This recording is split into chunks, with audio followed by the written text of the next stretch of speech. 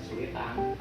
Apalagi online kita tinggal memberikan materi berupa video atau foto ya, kemudian anak disuruh dikasih instruksi.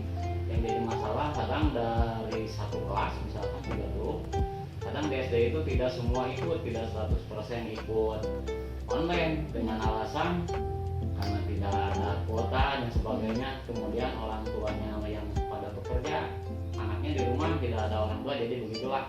Jadi di sekolah untuk SD mah fleksibel nih, kadang-kadang hari ini ngirim tugas, anak bisa besok ngirim ini untuk olahraga ya, untuk mainnya. Kadang besoknya baru kirim tugas yang diberikan gitu.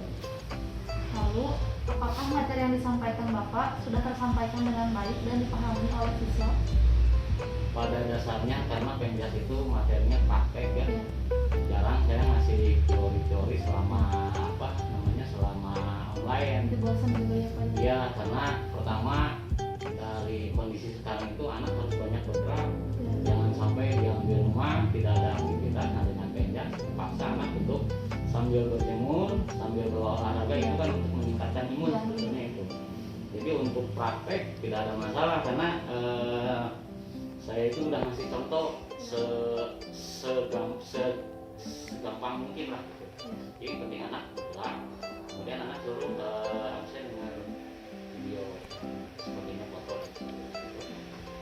Lalu bagaimana solusi Bapak yang diberikan jika ada siswa yang mengalami kesulitan jika tidak memiliki handphone? Solusinya anak tidak memiliki handphone, saya suruh dia cari teman yang terdekat. Teman yang terdekat silahkan nanti bergabung sama temannya. Jadi olahraga kan kalau sampai 3-4 itu dalam kondisi begini tidak masalah, asal jangan terlalu berkerumun ya. Apalagi di lapangan luar itu tidak ada masalah untuk jaga jarak dan sebagainya. Jadi solusinya suruh ikut ke temannya yang terdekat gitu aja. Yang keempat, apakah Bapak pernah mengalami miskomunikasi antara guru dengan orang tua siswa saat pemberian tugas? Itu pasti ada.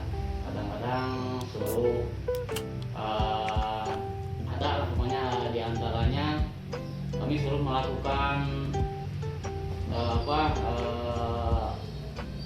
pembelajaran olahraga yang lainnya. Kadang-kadang ibu-ibunya ada. Dan yang terakhir, yang kelima, bagaimana cara Bapak dalam memberikan tugas untuk siswa dan pengumpulan tugas pada saat pandemi ini? Pemberian tugas dengan untuk olahraga kami bikin grup WA khusus pendidikan jasmani. Kemudian cara penyampaiannya melalui foto atau video. Kemudian anak juga kalau misalkan sudah melakukan kegiatan, anak video kemudian kirim ke grupnya tersebut. Kecuali kalau ada ulangan dan sebagainya, itu biasanya kirimnya lewat grup. Itu seminggu berapa kali Pak kalau ngasih tugas? Tugas itu setiap kelas itu 1 minggu 1 kali, sesuai dengan jadwal pendidikan olahraga. Jadi saya itu dari 1 sampai 6 semuanya bagian jadwalnya 1 minggu sekali. Instruksi tips menjadi guru hebat saat belajar di rumah selama sekolah ditutup. Yang pertama, membuat game yang menarik di dalam bahan ajar yang sesuai dengan materi. Apa Bapak pernah pakai aplikasi Quidditch? Quidditch belum nih. Mudah-mudahan ini Nah, ada itu. solusi ya, nanti dikasih. Mudah-mudahan jadi istilahnya ke anak jadi motivasi juga ya. Ya, soalnya lebih menyenangkan kalau biar nggak bosan. Yang kedua, membuat video yang menarik atau membuat video sendiri dalam mengajar sehingga siswa merasakan seolah-olah ada kita mengajar tatap muka. Yang ketiga, menggunakan media gambar yang menarik sehingga siswa tidak bosan dalam mengerjakan tugas. Bisa menggunakan PowerPoint ya Pak ya. Yang keempat, memberikan bahan ajar dengan cara menonton film yang sesuai dengan materi pembelajaran, tetapi tetap diawasi oleh orang tuanya, takutnya nontonnya yang lain gitu ya Pak ya. Yang kelima, memberikan tugas yang tidak terlalu banyak sehingga menimbulkan kebosanan. Itu aja Pak tipsnya. Siap, mudah-mudahan tip ini bisa menambah motivasi anak juga ya, termasuk ya guru.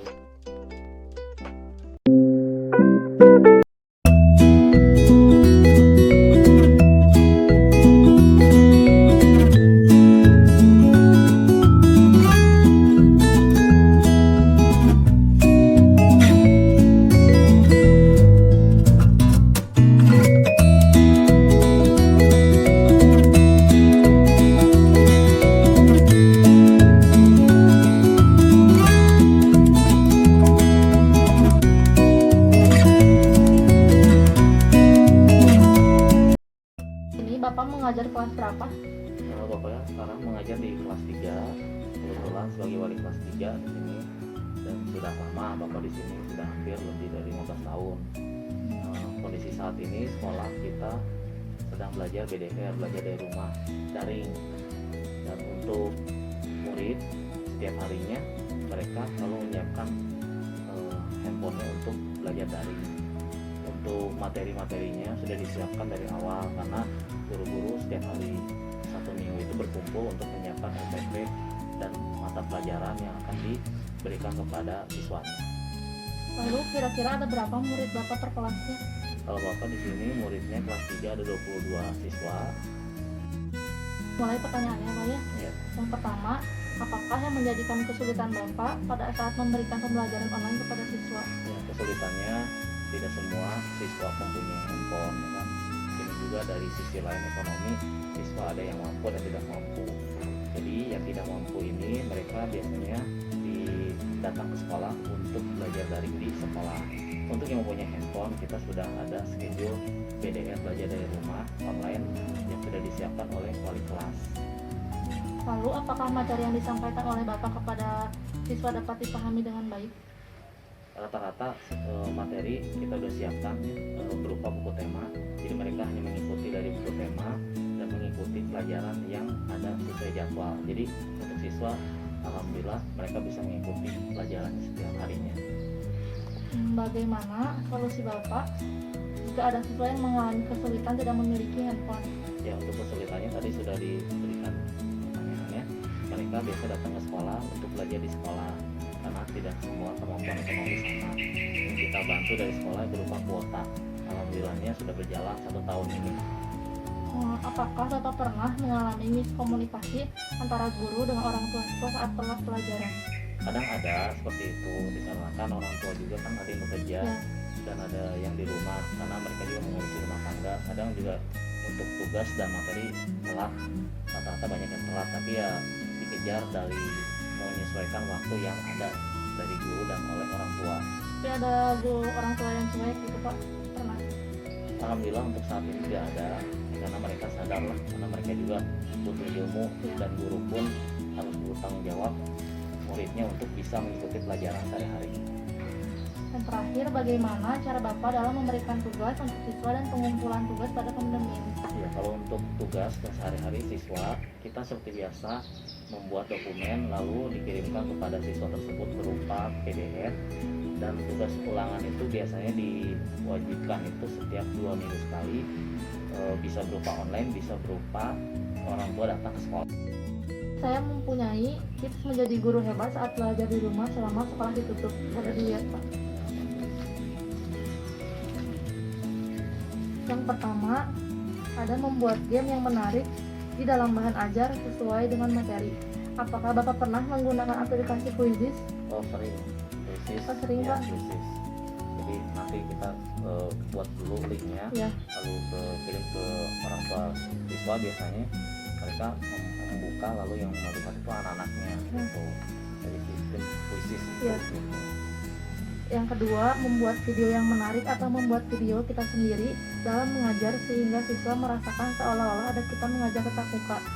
Bapak seperti itu? Iya, jadi di sini adanya biasanya itu masuknya ke materi tema. Ya. Materi tema yang kedua CDP, karena CDP itu sentra praktek ya, tatap muka seperti unit dengan siswa dan guru mempraktekkan sesuatu materi yang ada di buku tersebut. Yang ketiga, menggunakan media gambar yang menarik sehingga siswa tidak bosan dalam mengerjakan tugas. Apakah Bapak pernah menggunakan PowerPoint saat menjelaskan kepada siswa? Kalau itu biasanya sudah ada dari belakangnya ya. Oh, iya. Anak hanya melihat kita menjelaskan dari voice, suara, Ya. mendengarkan lalu menyimak dari yang ada dikirim dari wali kelas. Yang keempat, memberi bahan ajar dengan cara menonton film yang sesuai dengan materi pelajaran. Apakah Bapak pernah kayak seperti mengirim link dari video YouTube?